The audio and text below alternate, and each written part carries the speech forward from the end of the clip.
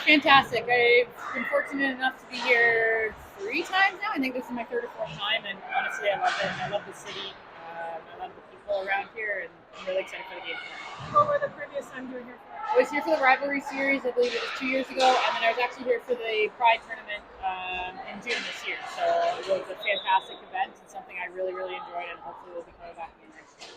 Obviously, you've seen the facilities pretty well. What do you think about it? Because obviously, Kraken are new, but it seems like they're pretty high-end facilities. What have you thought, as a professional, to see how they've done things here with their buildings? It's phenomenal. I think I was able to kind of look around. I've known Jess Campbell for a lot of years, so I was able to kind of see the Kraken's facilities. And I love how new it is, but it's modern. I don't know. I love the vibe around it. And then Climate Pledge Arena is really something special. I've been fortunate enough to play in a lot of rinks, a lot of NHL team rinks, and Climate Pledge is probably right up there for me.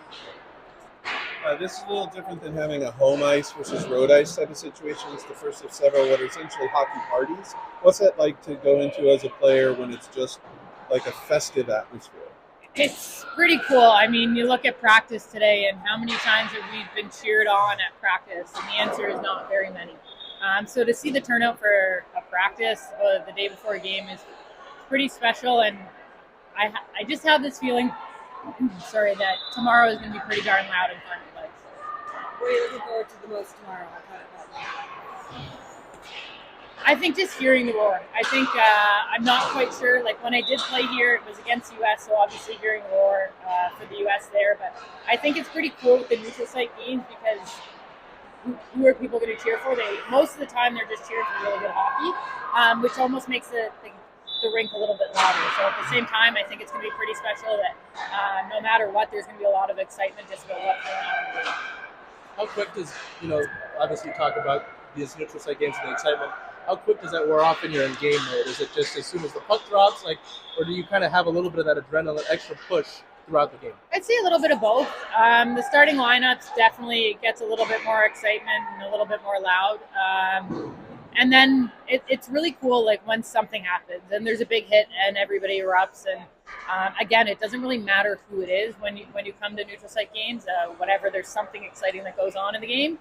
There's usually a lot of noise made, so it's something that's really fun and it's different than what we're used to. So obviously we have great fans back in Montreal, but it's pretty cool to be able to showcase and be around different fans and different atmospheres. So something I'm really looking forward to.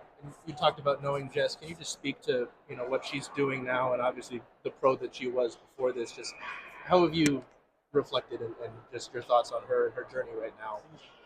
Jess is breaking barriers. I mean, for me, I honestly hadn't seen her in probably close to 10 years since we played together on the national team, and obviously been following her along in her career and everything that she's doing probably since she retired. And to see Jess, and I think I was most excited when she kind of took that step with Coachella.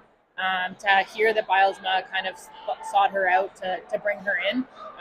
And then knowing that Bylsma was coming up here, I was fingers crossed that she was kind of going to be hired for that assistant coach job. And I know a lot of her friends that she played with that are great friends of hers came here for her first ever game, which was so surreal for her. And honestly, I love watching NHL games, but I'm probably most excited to watch Jess on the bench tonight live.